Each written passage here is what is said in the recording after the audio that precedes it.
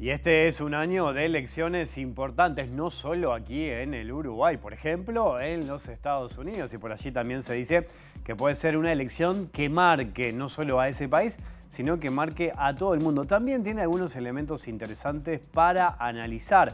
Algunos elementos que se pueden llegar a aplicar en distintos modelos, en distintos países.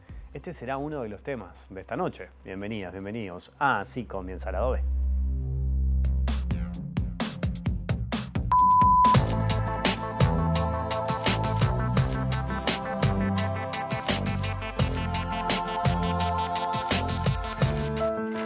En el 2019 la gente quiso cambiar y cambiamos.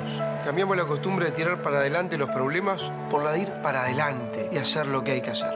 Formalmente no hay ninguna citación todavía. Confío plenamente en la capacidad técnica, profesional y humana de Roberto. Soy Andrés Ojeda y para llevar al Uruguay al futuro hace falta una nueva política. Queremos gobernar porque queremos cambiar los destinos de este país. No es ganar por ganar, sino es porque tenemos claro que hay cosas que no pueden seguir. Y siempre es un gusto conversar con el licenciado Julián Canarek, máster en Comunicación y Cultura. Ha dirigido diversas campañas en todo el mundo, director de Ciudadana, empresa de comunicación. ¿Cómo anda, Julián? Un gusto tenerte en la Muy B. bien, muchas gracias por la invitación. Bueno, te había recibido en los otros formatos, en otro formato, en el viejo lado B. Es un gusto tenerte acá. Muchas gracias y Te felicitaciones. tengo que felicitar también por Ciudadana, que recibió un premio hace poquito. En Washington recibimos unos Napolitan Victory Awards, son premios que dan en Washington a la comunicación política y ganamos como productora y consultora audiovisual y por 2 campañas que hemos hecho en América Latina. Mira, qué interesante. Bueno, felicitaciones. En Muchas Estados Unidos estuviste también en la Convención Demócrata, ¿no? ¿Qué experiencia eso? ¿Cómo lo viviste? Muy ¿Era la buena. primera vez que ibas? Sí, sí, sí. Y con mucha pasión porque es un momento que concita la atención de todo un país. Nosotros perdemos a veces la magnitud del tamaño de Estados Unidos. Estados Unidos es el tercer país en población, muy lejos de la India y China, que son los más poblados, pero Estados Unidos es uno de los países. Y además es una potencia económica, entonces lo que tienen para gastar per cápita, lo que investigan y lo que invierten en cada uno de los ciclos electorales se ve reflejado en lo que pasa. Claro. No deja de haber una desconexión con la gente de a pie. Chicago, que es la ciudad donde fue la convención, tenía 50.000 visitantes y yo me crucé con algunos taxistas a los que les preguntaba y no tenían ni idea de lo que estaba pasando. sucediendo. Digo, para desmitificar también eso que pasa en cualquier lugar del mundo, que es el interés en la política. Y además allí el sistema de votación es voluntario, entonces también hay menos conexión con el compromiso democrático. Recién decías, ¿no? Inversiones millonarias. Uno tiene la idea de que para hacer política, sobre todo en países como Estados Unidos, hay que tener muchísimo dinero. ¿Qué dinero se maneja? ¿Escuchaste alguna cifra que te haya impactado de Bueno, esto, por ejemplo? En el último mes de campaña, la campaña de Kamala Harris recaudó $540 millones. En el último mes. En el último mes, desde que renunció Joe Biden. Claro. Eso es una de las muestras de la cantidad de plata que se gasta. Y además tienen un sistema electoral que otorga electores por estado. Entonces, en esta era de la microsegmentación de audiencias, ellos no solo tienen que microsegmentar, y cuando decimos microsegmentar es audiencias de jóvenes hispanos, pero en el estado de Pensilvania, que es uno de los swing states, que son los estados bisagra, donde puede decidirse la elección, que son entre 5 o 7. Pero entonces, lo específico de los públicos en un sistema de 50 estados que otorgan electores para que alguna de las 2 campañas llegue a los 270 electores que le brinde el acceso a la Casa Blanca, las campañas se vuelven muchísimo más profesionales y el abordaje de los públicos es muchísimo más difícil porque es muy, muy, muy específico. Hablar de la elección de Estados Unidos también nos arroja algunos elementos que lo podemos llegar a entender a nivel global también y aplicar en distintos modelos, ¿no? Yo recién hablaba en la introducción de lo que puede significar esto para el país, pero también para el mundo. ¿Está bien hablar de que es una elección en la que se chocan 2 mundos distintos, también 2 candidatos muy distintos? Sí, sobre todo desde que el Partido Demócrata cambia de candidato. porque Biden era un candidato del establishment, eran dos candidatos que ya se habían enfrentado, había una batalla discursiva y política que ya sabíamos más o menos la que era. Trump también tuvo una batalla discursiva y política contra Hillary Clinton. Pero en todos los casos estábamos hablando de personajes extraídos de las altas esferas de la sociedad. Kamala Harris es una mujer que es descendiente asiática y que además es negra y que asume toda la campaña con un cambio discursivo que no es el de Hillary Clinton, porque además los demócratas entendieron que asumir que ella iba a ser la primera mujer no necesariamente les daba un beneficio a la hora de acercarse a los votantes, pero sí se construye una campaña donde hay un choque de mundos, porque además los demócratas, creo yo, y esto lo analizaba hace poco en algún artículo que escribí, se despojaron de algunos prejuicios que tenían sobre la forma de hacer campaña. Algunas temáticas como los derechos reproductivos, la crisis migratoria, por ejemplo, también, ¿no? La crisis migratoria tiene algunas posturas que son las más conservadoras de la historia del Partido Demócrata en este momento. Y Kamala Harris no necesariamente representa en las posturas migratorias el progresismo del Partido Demócrata. Pero en los derechos reproductivos, en la protección de las minorías sexuales, las etnias, ahí hay una cantidad de posturas que los demócratas creían que tenían que como atenuar para llegarle a los electorados del centro y que ahora se han dado cuenta, desde que Trump puso a jueces en la Suprema Corte que restringieron los derechos de acceso al aborto, que esa es una temática que a los estadounidenses les interesa muchísimo más. Y eso les permite dar una batalla discursiva sobre un concepto que las derechas, como la que representa Trump, se han adueñado hoy en día, que es la libertad. Y le dieron vuelta a ese concepto de la libertad para decir algo que dice el candidato a vicepresidente, que es Tim Walz, que es: adentro de nuestras casas déjennos hacer lo que nosotros querramos. Lo dice en un inglés un poquito más fuerte. Pero lo que batallan es decir, los ciudadanos estadounidenses tienen que ser, y sobre todo las ciudadanas estadounidenses, ser libres de decidir. Y esa es la verdadera libertad, no la que ellos te presentan como libertad. Es muy interesante eso. Ahora me voy también a detener en qué pasa con la derecha, con la extrema derecha, el discurso, cómo se están plantando algunas figuras importantes. Estamos en campaña en Estados Unidos, acá en Uruguay también. Me llama el móvil, Julián. ¿Me permitís ir un segundo al móvil y ya volvemos? Saludo a Martín Duarte. ¿Cómo andas, Martín? Bienvenido. Wilmar, buenas noches para ustedes en este lluvioso viernes. Bueno, estamos en la Casa del Pueblo, que es la Casa del Partido Socialista, a propósito de este debate que se instaló por la publicación en la jornada de ayer de un documento firmado por 112 técnicos, entre ellos muchos economistas y referentes políticos del Frente Amplio, marcando una postura opositora, frente amplistas, por el no al plebiscito de la reforma de la Seguridad Social. Y le agradecemos estos minutos al secretario general del Partido Socialista, Gonzalo Sibila, para tener una reflexión política de este documento. Ha generado críticas en la jornada de hoy el senador Óscar Andrade, en la jornada de ayer la politóloga y también dirigente de Casa Grande se expresaron contrarios al momento y el objetivo que busca este documento. ¿Qué mirada tenés acerca de esta publicación? Bueno, en primer lugar, me parece bien que haya debate. En el Frente Amplio tenemos miradas distintas sobre este tema. El Frente Amplio ha resuelto que hay libertad de acción para todos sus componentes. Nosotros estamos dando nuestros argumentos a favor del plebiscito, estamos convencidos de que el plebiscito es una gran herramienta con 3 puntos que son muy positivos para la ciudadanía: mejora de las jubilaciones y pensiones mínimas, eliminación del lucro en la seguridad social con empresas financieras que terminan dando por resultado una pésima prestación para los jubilados, establecer en la Constitución una garantía sobre la edad jubilatoria para los trabajadores para que no nos sigan aumentando la edad continuamente.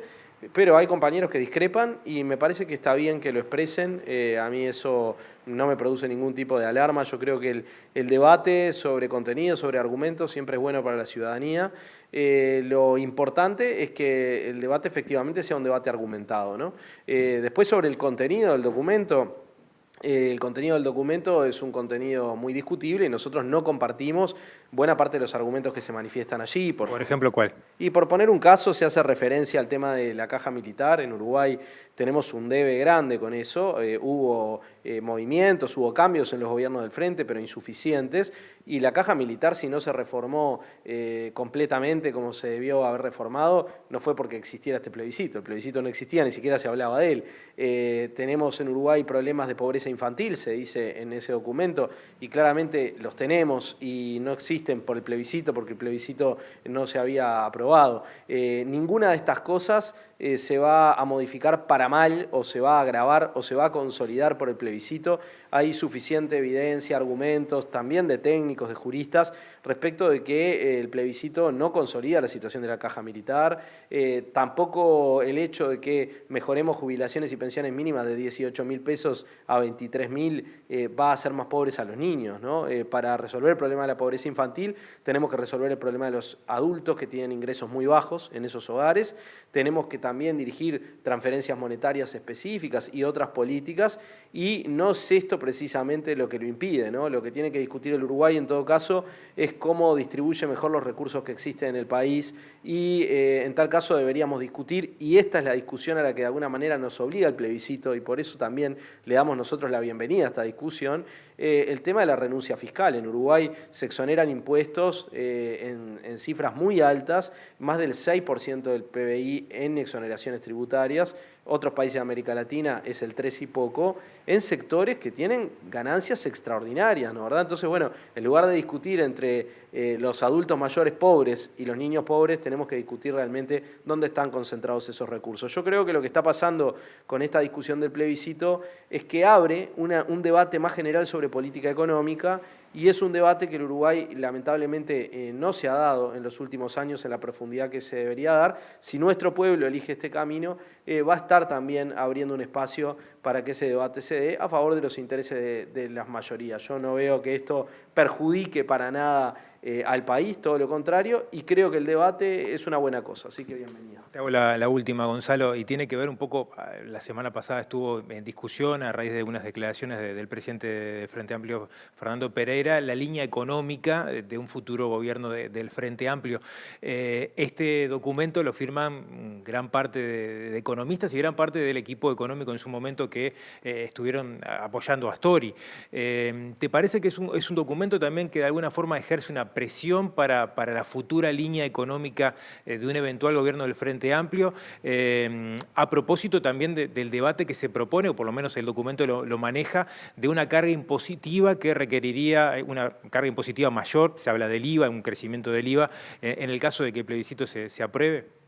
Bueno, derivar del hecho de que van a mejorar las jubilaciones y las pensiones en Uruguay, que hay que aumentar el IVA, es una conclusión que no se deduce, digamos, ¿no? Es decir, la revisión de los aspectos vinculados a recursos tiene que ser amplia y no tiene que ir dirigida en ningún caso a castigar a los trabajadores ni a los impuestos al consumo. Eso es lo más regresivo que hay, y estoy seguro que incluso los compañeros que firman ese documento no estarían de acuerdo con que esa fuera la solución a ningún problema de recursos que tenga el Uruguay. Respecto de si concebirlo o no como una presión, a ver, a mí no me gustaría que se sostenga que, porque estamos de acuerdo con el plebiscito, estamos presionando a un futuro gobierno respecto a la política económica. En todo caso, cada uno está dando sus argumentos, su visión. Creo que hay que hacerlo con respeto, hay que hacerlo con argumentos, justamente, y las convicciones que tienen los compañeros, yo creo que son convicciones honestas, que se derivan de su forma de pensar. Nosotros tenemos la nuestra, y en el Frente la unidad no es unanimidad, no es monolitismo, el respeto también por las organizaciones con las que caminamos juntos, en este caso, en nuestro caso, con el PIT-CNT, con la FUCBAN, con otras organizaciones que están de acuerdo, tampoco significa que otros compañeros frente amplistas no puedan discrepar. El pensamiento único no es bueno nunca, la pluralidad es una cosa muy importante en el Frente. Nosotros defendemos con mucha fuerza nuestra convicción, y nos parece muy bien que el Frente Amplio haya dado libertad de acción, porque también eso nos ampara a los que pensamos que este plebiscito es muy positivo para dar nuestros argumentos, para militar por él, como lo vamos a hacer con toda la fuerza en esta campaña, porque estamos de acuerdo con los contenidos, que son contenidos a favor del país, no son en contra de la reforma del gobierno, que eso ya lo discutimos y estamos en contra de la reforma del gobierno, pero son a favor de una propuesta concreta con contenidos que benefician a los trabajadores. Gonzalo, muchas gracias por estos minutos. La palabra del secretario general del Partido Socialista. Más adelante en la OEA vamos a estar escuchando otras voces a propósito de este documento y bueno, un debate que incluso algunos lo han planteado de la posibilidad de llevarlo a que sea público, ¿no? Entre las dos miradas acerca del plebiscito. Lo seguiremos seguramente la semana que viene. Gracias, Martín. Sigo conversando aquí con Julián Canarek. Pensaba muchas veces, Julián, que la estrategia de la ultraderecha es ir a la provocación, ¿no? Un discurso que genere precisamente la provocación. En tu libro Trascender el reactivo, que recomiendo, que es muy bueno, vos analizás de manera brillante un montón de aspectos, ahí también planteás de que muchas veces el sistema democrático le es funcional, ¿no? A ese discurso incendiario, esa provocación. ¿Cómo lo ves hoy en día? Por ejemplo, tomando el ejemplo de los Estados Unidos, porque también entiendo que Kamala Harris ha tenido como un cambio en comparación de lo que venía haciendo Biden ante la provocación de Trump. Bueno, ahí vemos en Estados Unidos pasaron en 2 meses y medio, se dieron todas las características de una campaña moderna. En 2 meses pasamos de un debate. Luego del debate hubo un intento de asesinato. Luego del intento de asesinato renunció el presidente en funciones a su candidatura. Luego nombran a Kamala Harris. Ambos candidatos eligen a sus vicepresidentes y ambos candidatos tienen sus convenciones. Todo eso en 2 meses. Todo eso en 2 meses. Pero en 2 meses cambió la tendencia y la tendencia es porque se generó una novedad y esta novedad lo que hizo fue motivar a las bases demócratas. Y no sabemos si por actitud propia de la candidatura o por el entusiasmo de volver a sentirse con posibilidades, el Partido Demócrata logró poner a Kamala Harris y su candidatura, pero además a sus proposiciones políticas, en el centro de la agenda mediática. Y cuando se pusieron en el centro de la agenda mediática, dejaron de responder a las provocaciones constantes de Donald Trump. Incluso ayer, que Kamala Harris dio su primera entrevista como candidata a la presidencia por el Partido Demócrata, en un momento le preguntan a ella sobre una alusión que hizo él que, como manera de denigrarla, dijo: me parece que se volvió negra ahora, porque nunca había hablado de esto hasta ahora. Y cuando se lo preguntan a Kamala Harris, que en otro momento el Partido Demócrata hubiera denunciado la misoginia, el racismo, dijo el mismo discurso obsoleto de siempre. Siguiente pregunta. Eso es una muestra para mí paradigmática de cómo entendieron que cada vez que responden a la provocación lo que hacen es ser funcionales. Es muy interesante eso, Julián, porque hasta ahora siempre pasaba de que había una respuesta ante ese mensaje que se entendía como un ataque también, ¿no? Y eso además es potenciado por el tipo de funcionamiento que tienen las democracias hoy en día, que muchos autores las definen como democracias algorítmicas. Los contenidos negativos en las redes sociales tienen muchísimo más interacciones que los positivos, entonces si yo provoco a alguien voy a generar mucha más concentración del discurso alrededor mío que el oponente. Eso hace que tanto los otros actores del sistema democrático como los medios se vuelvan funcionales al discurso del provocador de turno. Y el provocador ha hecho cosas, en este caso, desde no aceptar los resultados hasta incentivar un asalto al Capitolio. Pero todo eso lo que hacía era todo el tiempo denunciarse. Y en este momento, cuando Kamala Harris logró centrarse en el medio de la atención mediática, el que está desorientado ahora es Donald Trump, que no es funcional a Kamala Harris porque él lo que quiere hacer está buscando cuál de todas las provocaciones que está haciendo logra insertarse en la agenda mediática. Lo que sí está es desorientado, porque él entiende la forma de dialogar en la democracia solo siendo el centro de la provocación, pero sobre todo el centro de la atención. Generalmente la gente le está respondiendo a él, no le están respondiendo a las cosas que pasan en otro lado. Entonces, por este gran entusiasmo que generó en un partido dormido, aletargado, casi como rendido, el cambio de candidato, ahora lo que vemos es una centralidad mediática que tenía su momento cúlmine en la convención. Después hay hitos que van a ir sucediendo. La primera entrevista que da junto con su candidato a vicepresidente y el primer debate. El 10 de septiembre vamos a tener el primer debate. Y una de las discusiones como anécdota que había mientras yo estaba en Chicago o en Washington eran sobre las reglas del debate, que los demócratas al principio, cuando el que iba a participar era Biden, habían pedido que se respete, que se apague el micrófono del oponente cuando termina de hablar. Para no ir a romper, digamos, también.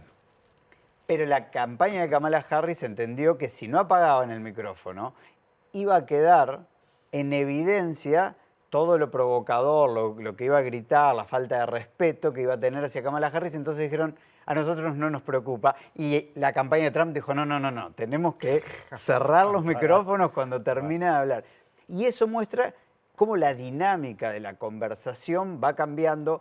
Esto tuvo una correlación en las encuestas, donde Trump lideró durante el último año las encuestas y en los últimos 2 meses, a nivel nacional y en algunos de los estados más importantes, Kamala Harris saca una ventaja muy pequeña y no dice que nada de esto esté resuelto.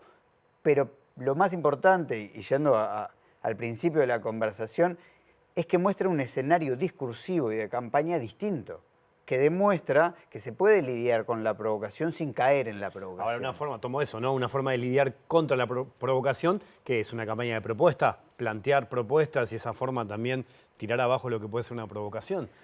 No siempre, porque hay veces que todos los que participaron en las campañas anteriores nos van a decir, bueno, pero nosotros hacíamos propuestas, no es que solo respondíamos. El problema no solo es hacer las propuestas, sino dejar pasar las provocaciones, me parece. Porque si no, estás siempre opinando sobre lo que el otro propuso. Y si lo que el otro propuso es muy disruptivo, no vas a ser el único opinando, va a estar toda la sociedad opinando. El problema es que la disrupción es cada vez mayor. Primero era un muro. Ahora es la mayor deportación de la historia de los Estados Unidos, con 15 millones de inmigrantes que van a ser deportados al otro día que gane. Y cuando los dispositivos de la provocación no alcanzan el objetivo de atraer la atención, hay una inflación de propuestas. Esto pasa de los dos lados. Ahora, lo que sucedió para mí, y ahí está el sinceramiento estratégico de la campaña de Kamala Harris, es decir, estas son nuestras posturas, está medido. El derecho al aborto para las mujeres estadounidenses lo ven como un retroceso. En muchos estados en este momento va a haber el 5 de noviembre también algunas consultas para blindar el derecho al aborto en las constituciones estatales. Eso, si uno ve las intenciones de voto que tiene hoy en día esas consultas, no se condicen con nada, porque incluso en estados mayoritariamente republicanos, como el estado de Florida, que nadie cree que vayan a ganar los demócratas, las encuestas dicen que tiene entre un 57 y un 65% de intención de voto este referéndum por blindar el derecho al aborto. Entonces, hay temáticas que pueden ser importantes para ponerlas en el centro de la agenda, y ponerlas en el centro de la agenda implica hablar de lo que vos querés hablar. También hay un resultado de que estos métodos ya son parte del sistema. Claro. Trump ganó las elecciones por primera vez hace 8 años. Entonces, ya hace 8 años que escuchamos todo este tipo de discursos. Trump, Bolsonaro, Orbán, un montón de líderes en el mundo que resultaron novedosos por ser outsiders, pero sobre todo por... Vos sumás a Milei también en Argentina. Sí, pero Milei hace un año que pero asumió. Fue un poco también por ese camino. Claro. ¿no? Pero hace muchos años que estamos escuchando este tipo de provocaciones. Ahora, eso, Julián, a mí me conecto con esta pregunta, ¿no? Porque también hace mucho que yo vengo escuchando, y vos también, y analizando el avance de la ultraderecha. ¿Se puede seguir hablando en esos términos también? Bueno, me parece que ahora está en cuestionamiento. Podemos hablar del avance de la ultraderecha después de que Le Pen no pudo ganar las elecciones, en las que todo el mundo le dijo a Macron que era un suicidio político y que iba a tener que cohabitar con la ultraderecha, y que el resultado inexorable era que cohabitaba y después las elecciones presidenciales las iba a ganar Le Pen. El avance de la ultraderecha en España, donde Pedro Sánchez va tejiendo de alguna manera alianzas que son todas muy frágiles, pero que le permiten seguir gobernando en contra de un Partido Popular que va pactando con la ultraderecha en algunos lugares, y el Partido Socialista Obrero Español lo denuncia, y eso le permite antagonizar y ganar. En Inglaterra, donde el avance de la ultraderecha comenzó con el Brexit, y hoy casi no nos acordamos, y esto le permitió a la oposición ganar las elecciones como los laboristas ganaron las últimas elecciones con un margen histórico. Bueno, yo no creo que la ultraderecha haya pasado de moda, no creo que no vaya a haber avances, creo que se abre una pregunta. ¿Estamos en este momento ante una duda o estamos ante el camino sinuoso de esas gráficas de crecimiento en las que uno ve que hay momentos que caen, pero siempre sigue hacia arriba la gráfica? Me parece que empezaron a haber más preguntas hacia un futuro que todos creíamos que era uno solo. Bueno, empezaron a aparecer cosas que muestran otro contexto. Ahora, siempre se dice, ¿no?, de que estamos acá en Uruguay, pero en otras partes del mundo podemos decir que estamos en una campaña permanente, ¿no? Todo el tiempo los políticos están como en un discurso o con un discurso electoral. Eso ha llevado a que tuviéramos distintos escenarios de balotaje muy parejos en distintos países. Hay un montón de ejemplos. ¿Eso vos lo ves todavía hoy presente? Los Estados Unidos todavía no sabemos qué puede llegar a pasar. Lo podemos trasladar al Uruguay. Hay otros escenarios en otros países que también van por ese camino. ¿Sigue estando eso presente? Sí, sí. Pase lo que pase en Estados Unidos, va a ser por Poquito. entre 10 y 50.000 votos en 5 estados. O sea, va a ser un resultado muy ajustado. Ninguno de los dos va a ganar por un amplísimo margen. Creo que los escenarios electorales son dicotómicos y tienden a ser parejos en todos lados del mundo. Después hay distintos escenarios que nos van presentando de estas cosas que yo te hablaba. Ni en Inglaterra fue ajustado, ni en Francia fue ajustado. Ahí van sucediendo distintas cosas que tienen que ver también con las coyunturas locales. Creo que lo que más se va consolidando en América, pero también en otros lugares del mundo, es que los que más sufren son los oficialismos. Y esto es una novedad para la ciencia política en su conjunto, porque el aparato estatal permitía a los gobiernos llegar en mejores posiciones a las elecciones, porque les permitía llegar con el dinero, llegar con la estructura. Entonces era bastante más fácil pensar en repetir que pensar en que las oposiciones ganaran. Bueno, en América, en toda América, de las últimas 22, 23 elecciones, solo en El Salvador, República Dominicana y Paraguay han repetido los oficialismos. Eso demuestra que estamos, sobre todo después del COVID, los oficialismos tienen un problema para repetir y la gente tiene una tendencia a querer el cambio más rápido. En parte es por eso que decíamos de la campaña permanente que se está dando, que asume un gobierno y el otro día ya podemos ver a la oposición como en ese tono. Sí, también creo que es en parte por lo que muchos autores están estudiando hoy. Hay un libro que se llama La generación ansiosa, que es, para mí hay una correlación entre nuestros umbrales de atención en toda la vida, pero sobre todo en los dispositivos audiovisuales, y nuestra capacidad de tolerancia hacia los gobiernos. Las lunas de miel entre los gobiernos y la ciudadanía dura menos, ¿no? Duraban 100 días, hoy en los primeros 30 días, si no logra el gobierno tener algunos hitos que sean políticos o comunicacionales que le permitan potenciar su aprobación, ya están cuestionados. Pero esto tiene que ver con algunas cuestiones históricas. En el plano medio, está estudiado en el cine, el plano medio de una película en 1930 era de 14 segundos y en 2014 era de 4. Y lo que aguantamos frente a un video en las redes sociales era de 1 minuto, 30 segundos, 3 segundos, 2 segundos. Si no logramos retener la atención del usuario en los primeros 2 segundos en un video de TikTok, Instagram, Twitter, lo que va a suceder es que el usuario va a scrollear. Y si scrolleamos en los contenidos, ¿por qué no querríamos cambiar en la política? A mí me parece que hay todo un momento histórico que termina condicionando nuestras apetencias políticas de no me lo solucionaste como me prometiste en campaña. En esa campaña permanente me prometiste que todo se podía cambiar y que todo se podía cambiar rápido. Al mes no lo cambiaste, ya te quiero cambiar de nuevo. Te escroleo, qué peligro. Bueno, deja de ser peligroso. Gracias, Julián. Mencioné tu libro, ¿se puede conseguir en todas las librerías? Debería haber todavía. Debería haber. Bueno, vayan a buscarlo, yo lo recomiendo porque vale la pena. Más adelante hablamos. No te pregunté nada de política local porque esto estaba interesante. Habías estado en Estados Unidos. Viste que solo en el final, 1 minuto, decimos nosotros, veníamos analizando que está como media chaucha la cosa, ¿no? No hay mucho. ¿Vos tenés esa sensación de nuestra campaña hoy? Sí, he viajado mucho en los últimos meses y soy un La mirás observador afuera, digamos. externo, pero no hay un clima de campaña de 2 meses antes de una elección nacional como hubo en otros momentos. Me parece que en algún momento había como una inercia inexorable de que el escenario ya estaba establecido. Creo que la coalición está encontrando formas de volver a ponerse en la conversación.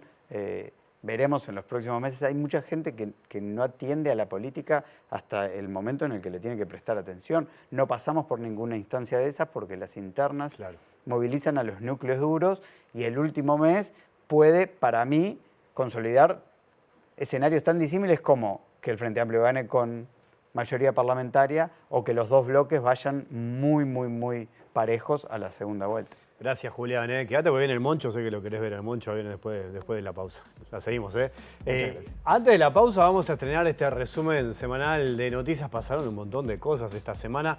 Novedades de la salud del expresidente Mujica, el ingreso de Blanca a la política, la denuncia de Tassino y, por ejemplo, una situación que le tocó vivir al candidato Álvaro Delgado en Artigas cuando un grupo de militantes le pedía que tomara una postura clara con respecto al caso de Valentina Dos Santos. Resumen semanal, pausa y hay mucho más lado B aquí en la pantalla de Ciudad. Los estudios mostraron que de su patología de esófago no hay evidencias, pero sí las consecuencias de la radioterapia a nivel del esófago donde estaba la lesión. Eso hace que a él le moleste cuando come y por eso come menos cantidad y cosas más líquidas. Hicimos nuevamente exámenes y se fue para la casa. Ando remontando mis huesos como puedo, pero tenía que estar. Llego hasta aquí para defender la agenda de derechos y mantenerla. Llego hasta aquí para defender y sostener la lucha por verdad y justicia. Hasta ahora me he dedicado a hacer las preguntas. A partir de hoy me voy a dedicar a encontrar las respuestas. Soy Darío Tassino, sobrino de Óscar Tassino, detenido y desaparecido en la última dictadura militar por el terrorismo de Estado. Nosotros en el auto teníamos una bandera de familiares y cuando salimos del súper, en la puerta del auto teníamos una cinta pegada que dice: yo sé dónde están, vos podés terminar igual que ellos. Oh. La tiré en la papelera, claro, ¿viste? Y cuando lo tiro en la papelera dije, no, pero esto capaz que es algo mucho más. Claro. Claro. ¿Viste? Entonces no lo voy a dejar pasar. Hoy de mañana a las 8 de la mañana me llamo Nicolás Martinelli, que está... Perdón, Darío, está bueno, es como señal, ¿no? Como presidente de la República siempre me prepara una cálida bienvenida. Hoy me retiro con batucada, o sea que los invito a que me acompañen.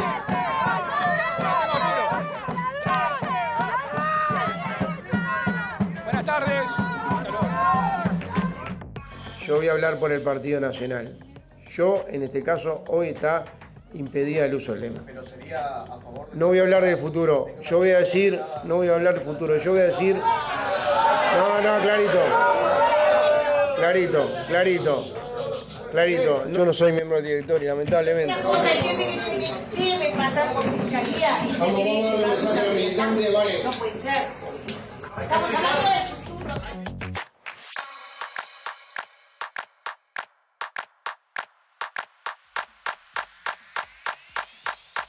Bienvenidas y bienvenidos a Cateto Adyacente en Lado B, buscando el ángulo de la información. Es el primer y único programa que cumple 100% con la ley de medios, y le invocó un 79% en el resultado de las elecciones internas.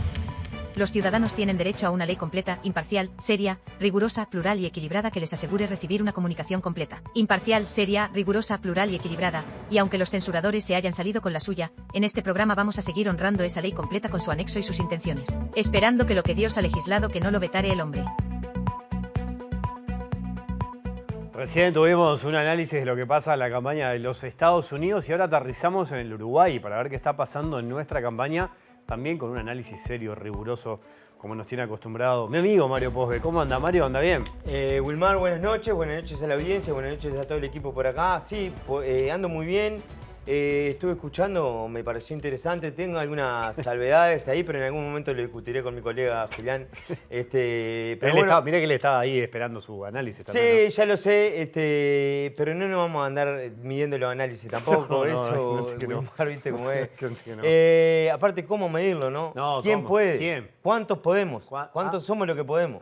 ¿Cuánto tenemos la regla capaz de medirlo en el análisis de la otra persona? Esa regla no es para cualquiera. Y credibilidad. La palabra mágica. Credibilidad. Wilmar, vamos directamente. Me tiene un poco preocupado y le pido a Juani si puede ir con la primera encuesta. ¡Qué dato este! Bueno, no es... Faltan 58 días para las elecciones. Sí. No pasa nada. No, ¿cómo que no pasa? 58 días para las elecciones. ¿Qué está pasando, Wilmar? Eso es lo que digo. Ahí va, lee de nuevo. 58 días para las elecciones. 58 días.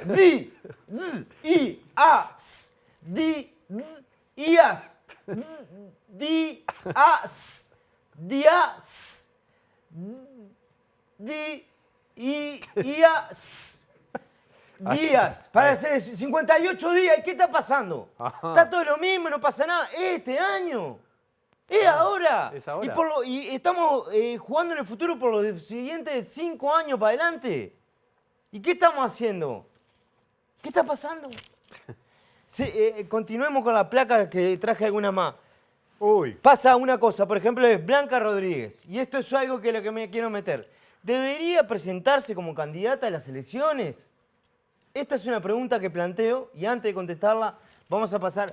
Dejo planteado esto y vamos a pasar a la siguiente, que es un PNT. La mala reputación, un documental que dirigen Sol Infante y Marta García. Hermoso documental sobre la vida de Karina Núñez. Mañana, el domingo en Cinemateca 18:10. Lunes, martes y miércoles 19:20 en Cinemateca. Mañana, Sala B del Sodre, 17 horas.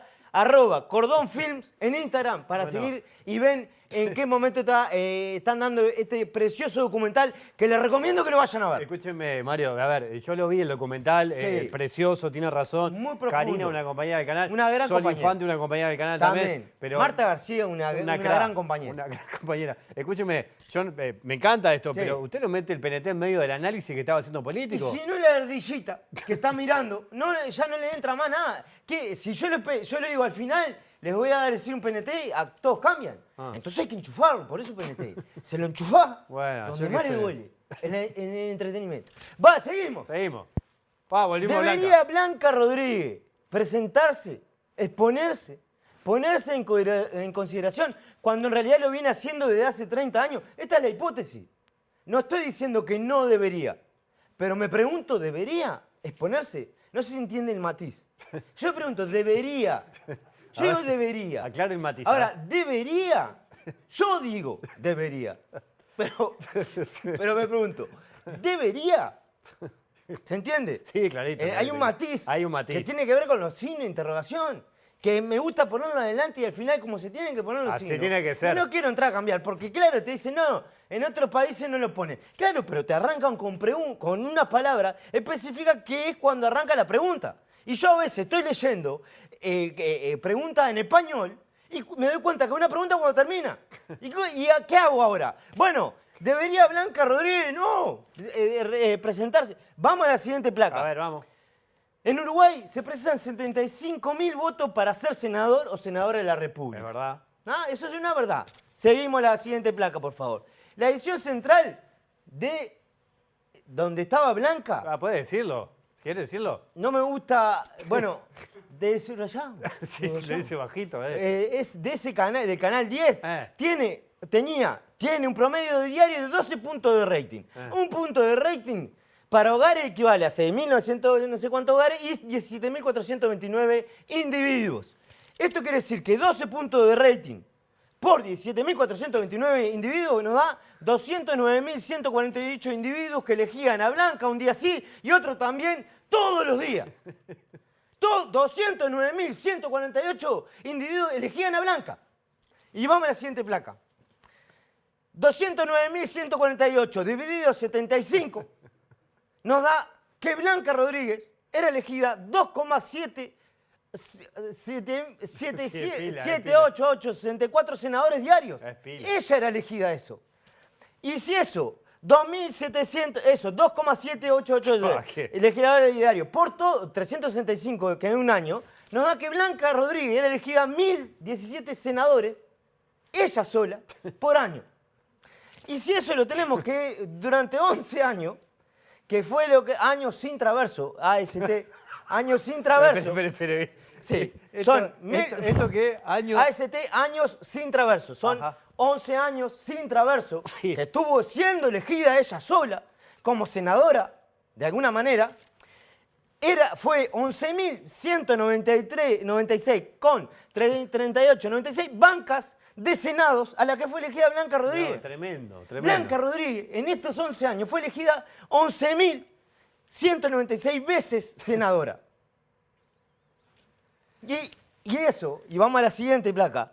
Si eso lo dividimos, está el de porcentaje, está mal el símbolo. Sí. Pero, y hay otro detalle también en la imagen que está más o menos, pero bueno. Está medio bravo 11.196 que fue, y cada periodo tiene 5 años.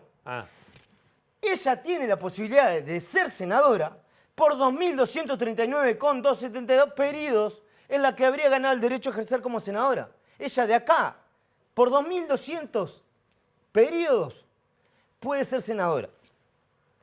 Entonces, cuando me pregunta, ¿y por qué este análisis? Yo te digo, porque no tiene que ponerse. Ella que vaya al Senado y ocupe una banca. Usted dice que ya se ganó el derecho de ir al Senado sin tener que hacer nada. Yo no digo que se ganó el derecho, yo digo que la gente la eligió para que ella sea senadora. Me gustó lo de bancas a la que fue elegida Blanca. Banca a la que fue elegida Blanca, 11.196. Sí. Usted está muy bien el razonamiento. Usted siempre viene con algo que hace pensar mucho y que yo nunca lo vi esto en ningún lado, este análisis, ¿no? Y no lo vas a ver porque están en otra, están en la chiquita. Nosotros estamos pensando ya fuera de ¿Dónde? la caja. ¿Dónde? Fuera de la caja, fuera de la urna. Hay que pensar fuera de la urna. Ajá. O sea que usted dice que ahora le decimos a Blanca de que no haga gira. Que no haga gira, que vaya directo ahí. Que vaya a ejercer. Que vaya. Es decir, hay una banca para ella de acá a 2.239, por 2.239 periodos. Hay una banca para ella. Entonces, ahora, vos me decís presidente, porque me dice, no, qué bien Mujica. No, qué habilidad. Para presentar a Mujica, mirá la que se tenía, la sorpresa. Sorpresa hubiese sido en abril. En abril, candidata a presidenta. Porque senadora ya es. A presidenta sí tendría que ver, porque con 209.000 votos no le da para ser presidenta. Ahí precisas los del 4 y los del 12. Y capaz que... Y los de Ciudad. Acá también. Alguna nuestra que le remamos. Ahora me pregunta... Sí. Los del 4 y del 12, que no están sacando conductores políticos, ¿qué está pasando? No, pero no es el objetivo que saquen. No es... Bueno, yo me pregunto, sí. ¿No es el objetivo? Si entramos, es decir, se está hablando de que en el próximo Senado se viene caleidoscopio. Caleidoscopio en el Senado. Bueno, entonces yo me pregunto, son solo preguntas. ¿Es un canal? Porque al final dicen estos comités y allá. Siete comités. Acá no hay ninguno de nosotros. No. Que dice, tiene la línea, no sé qué. ¿Y allá? Escúcheme. Bueno. Muy bien ahí, Bueno. Si 7 comités. ¿Y si aquello? ¿Y Lorenzo Carnelli? ¿Qué? Bueno, de a uno hacen bien. Tranquilo. No estamos diciendo nada. No. Estamos diciendo datos, que... no opinión. 7 comités. Aquello... Bueno. Esto cabildo. Pero okay. Escúcheme una cosa, me tengo que ir. Gracias por esto que ha traído. Quiero decirles una cosa, tomando sus datos. Así que el promedio Blanca es 12 más o menos de rating. Quiero decirle que el martes, que el día que vino usted, 4 puntos metimos. Fin de semana, hágame el cálculo a ver qué me corresponde. ¿Qué nos corresponde el lunes? Diputado mínimo. Mínimo. Para empezar. Tranquilo. Pero alguna otra cosita que podemos agarrar. ¿Alguna hora extra? Capaz que nos conviene agarrar. Vos agarrar. Depende cuánto querés agarrar vos y cuánto hay para mí.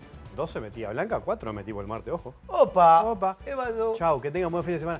¿Qué te gusta? ¿Hora extra? No, a mí me gustaría. No, algo que tenga camioneta. Que tenga una camioneta. Que me puedan llevar y traer o que pueda.